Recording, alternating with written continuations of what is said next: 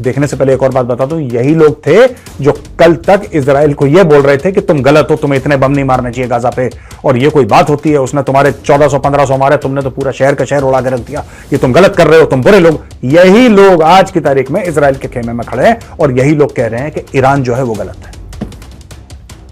लेकिन दोस्तों बात यह है कि इजराइल लड्डू कौन सा खाएगा, कौन सा लड्डू खाना पसंद करेगा? उसके दोनों हाथ में लड्डू है, वो कौन सा लड्डू खाना पसंद करेगा?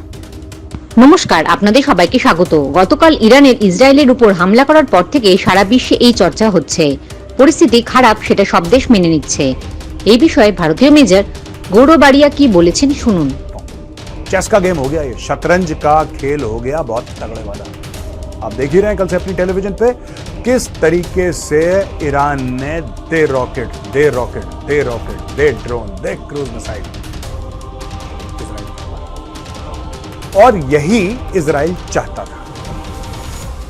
दोस्तों आपको पता है, जो दुनिया में एक नैरेटिव चला था कि इजराइल ने इतने लोग मार दिए और इतने इनोसेंट लोग मार दिए और गाजा पट्टी में ये हो गया, गाजा पट्टी में वो हो गया, इजराइल ने एक ऐसी चाल चली है जिसमें ईरान फंस गया है। अब मैं आपको समझाता हूं चाल कैसी है दोस्तों। दमास्कस जो है, दमास्कस में एम्बेसी की बिल्डिंग के अंदर, अपनी खुद की एम्बेसी की बिल्डिंग के अंदर कुछ लोग बैठे थे, जिसमें 2-4 आई थिंक 3 उनके जनरल्स थे, ईरान के सीनियर जनरल्स थे, और बाकी और लोग थे, ईरानी थे, उसमें एक इराकी था, उसमें एक सीरियन था, सब लोग मिलजुल के वहां पे थे, काम अपना कर रहे थे, जो भी कर रहे थे। इजराइल का जहाज आता है, एक मारता है missile, embassy out, general out, Iran के जर्नलों को तीसरे मुल्क में फड़का दिया जाके। अच्छा, ईरान जो है वो एक आइडियोलॉजिकल स्टेट है। ईरानी जो हैं अपने लोगों को दबा के अपने लोगों को दहशत में रखते हैं। ईरान के जो मुल्ले मौलाना हैं वो दहशत से कंट्रोल करते हैं। याद है वो लड़की जिसने हिजाब नहीं पहना था, उसको जान से मार दिया, फिर दूसरी लड़की को जान से मार दिया, कितने लोगों को गायब कर दिया। कहते हैं 150 लोग अभी तक गायब ही हैं, उनकी कोई अकाउंटिंग नहीं है कि जब से उन्होंने प्रोटेस्ट करा था गए कहां, कौन से जेल में पड़े हैं, तहखाने में, ये जमीन के नीचे दफन कर दिया, नोबडी नोस। तो ईरान का जो स्टेट है ना, वो ऐसे ही खौफ, डर, तुम्हें मार डालेंगे, तुम्हारे घर को साफ कर देंगे, इस तरीके से लोगों पे अपने कंट्रोल करता है। यहां पे इजराइल आके ईरान के कॉन्सुलेट पे दमिश्क में सीधा मारता है, मिसाइल खत्म कर देता है। यार ये तो ईरान के लिए बहुत बड़ा चैलेंज, और यहां पे ईरान ने अपने दिमाग का इस्तेमाल करना बंद कर दिया। अभी तक बड़ा चंट बन रहा था, वो बड़ा सुरता बन रहा था ईरान कि कभी इसके ऊपर अटैक करेंगे हुथियों से, कभी कहेंगे हमास से, कभी कहेंगे हिजबुल्लाह से। इजराइल के छोटे से अटैक जो कि एक बिल्डिंग पे हुआ था, उसने पूरी तरीके से एक्सपोज कर दिया ईरान को, और ईरान सामने आ गया। आप सांप के बिल में जब धुआं डालते हैं ना, तो सांप बाहर निकलता है। थोड़ा सा धुआं डाला इजराइल ने, सांप बाहर आ गया। ईरान ने यह सबसे बड़ी गलती कर दी दोस्तों, जो उसने इजराइल के ऊपर, यह नहीं कि मैं कह रहा कि इजराइल अटैक करेगा नहीं करेगा, वो बात की बात है, वो बात की बात है। आज तक जो दुनिया थी जो इजराइल को कह रही थी कि तुमने इतने लोगों को मार दिया, इतने इनोसेंट लोगों को मार दिया, 2 स्टेट सोल्यूशन, 4 स्टेट सोल्यूशन, ये करना चाहिए, वो सारा मामला पैकअप हो गया डब्बे में। सारा का सारा मामला दोस्तों डब्बे के अंदर पैकअप हो गया। अब दोस्त ये कह रही है कि यार ईरान कैसा मुल्क है यार, यानी कि पहले ईरान की कोई बात ही नहीं कर रहा था, अभी तक ईरान की कोई बात नहीं कर रहा था, जबकि इन सब के पीछे जो 3 H हैं, हुथी, हमास, हिजबुल्लाह, जो ये 3 H हैं, इनके पीछे है कौन? ईरान।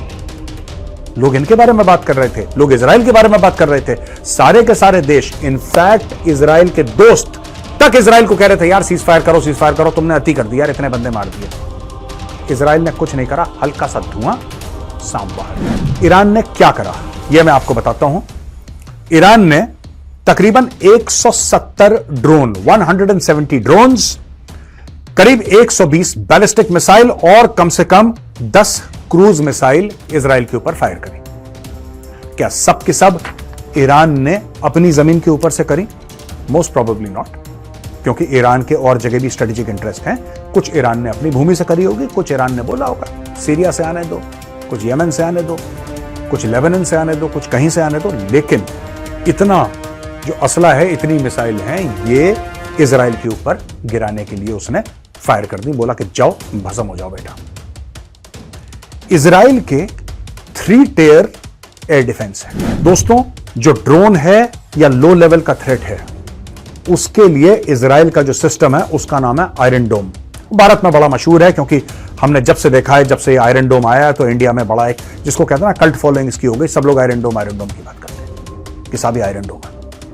आयरन डोम है जो लो लेवल के टारगेट्स हैं, जो ऊपर हेलीकॉप्टर उड़ रहा है या ऊपर से मिसाइल आई, कोई आसपास से आई या कोई ड्रोन उड़ा, उसको टेक डाउन करने के लिए iron dome is the ideal weapon system for air defence. उससे ऊपर आता है उनका डेविड स्लिंग। ये फोटोग्राफ देखिए दोस्तों, ये है डेविड स्लिंग की फोटोग्राफ। ये डेविड स्लिंग और हाई ऑल्टीट्यूड में जाके एंगेज करता है, और थोड़ा सा और हाई ऑल्टीट्यूड में जाके एंगेज करता है टारगेट्स को। अगर फाइटर जेट आ गए या कुछ और आ गए, उनको एंगेज करता है। उसके भी आगे उनकी एरो सीरीज है 1, 2, 3 एरो सीरीज की मिसाइल्स हैं। ये एरो सीरीज की मिसाइल्स जो बिल्कुल आगे जाके आपको किसी को बर्बाद करना हो, तो इसमें तीनों के तीनों एक्टिव हो गए। इसमें आयरन डोम पहले एक्टिव हुआ, जो पास से आ रहे थे। इमीडिएटली बाद एक्टिव हो गया आपका डेविड स्लिंग, और इमीडिएटली बाद आपका एक्टिव हो गया एरो 1, 2, 3।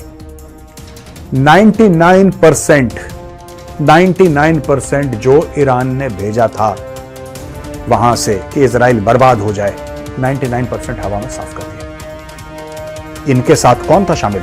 इनके साथ था अमेरिका, और इनके साथ था यूके। अमेरिका ने भी कई सारी मिसाइल ऊपर से उड़ा दी, कई सारी क्रूज मिसाइल, कई सारी बैलिस्टिक मिसाइल ऊपर से उड़ा दी। यूके ने भी मदद करी। बट ओवरऑल जो फायदा हुआ ईरान के इस अटैक से, वो हुआ इजराइल को। सबसे पहले इजराइल की जो एयर डिफेंस कैपेबिलिटीज, आप धंधे की बात समझिए दोस्तों, ये बड़ी खूबसूरत चीज हुई है जो भी हुई है, बहुत खूबसूरत चीज हुई है। धंधे की बात समझिए, जब भी कोई हथियार खरीदता है ना, वो कहता है यार ये हथियार आपने पहले तो कहीं चला नहीं किसी लड़ाई में, अभी इसका परफॉर्मेंस कैसा होगा हमें तो पता नहीं। आज की तारीख में अगर इजराइल बोलेगा, किसी को बोलेगा, भारत को बोलेगा यार ये डेविड स्लिंग हमसे खरीद लो, एरो खरीद लो, हमसे आयरन डोम खरीद लो, भारत बोलेगा वेल डन, आ जाओ बेटा, कितने पैसे चाहिए ये बताओ, कितने अरब डॉलर चाहिए, लो चेक, मेक इन इंडिया।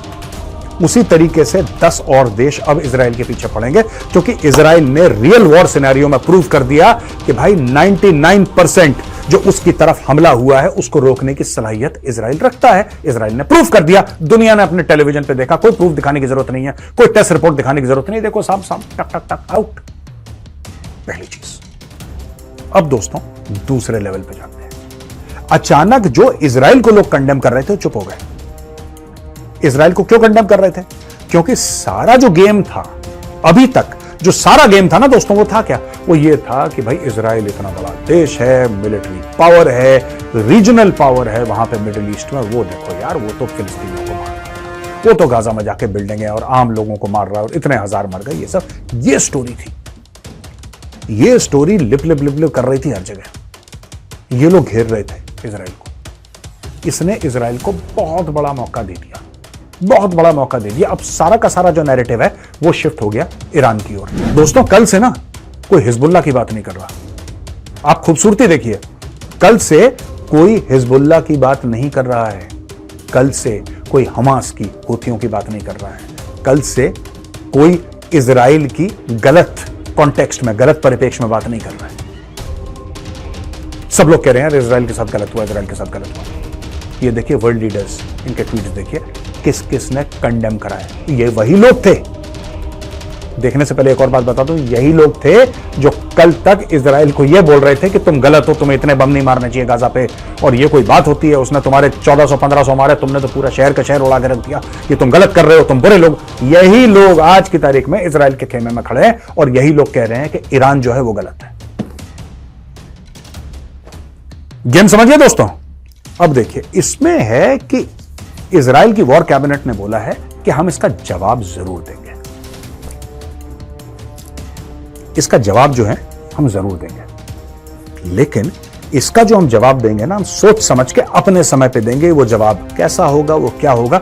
सबसे पहले दोस्तों ये हुआ है कि इजराइल ने यूनाइटेड नेशंस में ये रिक्वेस्ट करी है कि ईरान के ऊपर भारी सैंक्शंस लगाओ,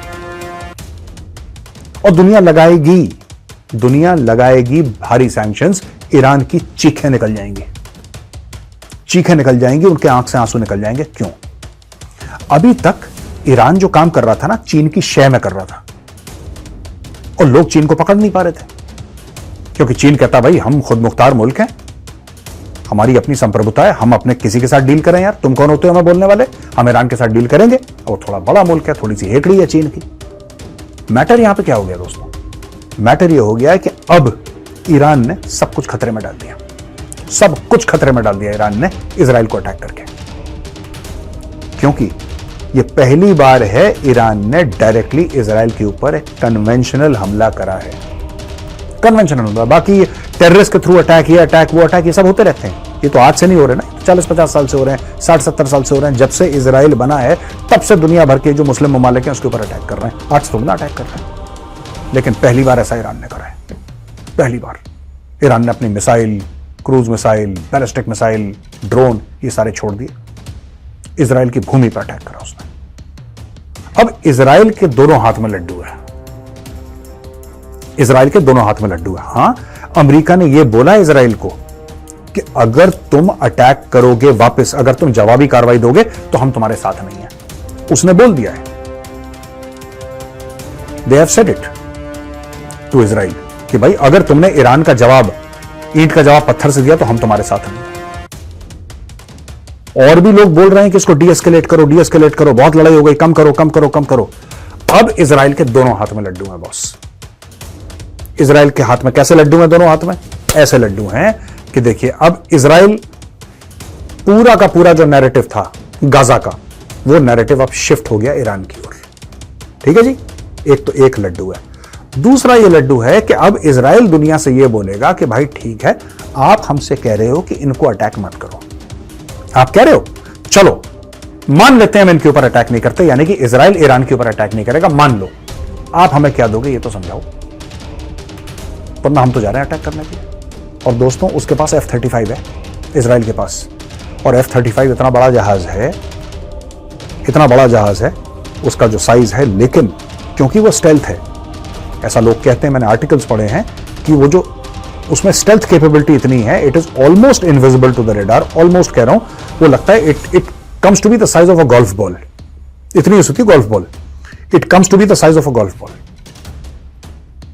वो इतना बड़ा जहाज F-35 वो इजराइल के पास है। इजराइल अगर F-35 ले जाता है और इजराइल अगर F-35 ईरानियन एयर स्पेस में घुसाता है, ईरानियंस के पास ऐसा कोई सिस्टम नहीं है जिनसे उनको पता लग जाए कि F-35 आ गया है। लेकिन दोस्तों, बात यह है कि इजराइल लड्डू कौन सा खाएगा, कौन सा लड्डू खाना पसंद करेगा? उसके दोनों हाथ में लड्डू है, वो कौन सा लड्डू खाना पसंद करेगा? जय हिंद, जय जवान, जय किसान।